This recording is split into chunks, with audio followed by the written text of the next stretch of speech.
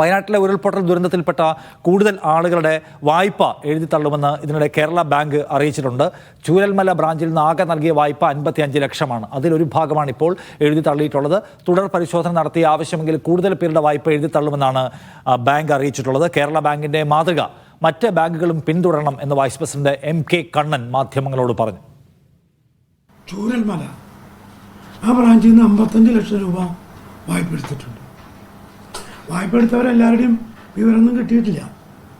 ഇപ്പോൾ ഒരു വിഭാഗം, ഒരു സെക്ഷൻ ആളുകൾ ഒരു വിവരത്തിൻ്റെ അടിസ്ഥാനത്തിൽ അവരുടെ വായ്പ ഞങ്ങൾ എഴുതി തള്ളുന്നു.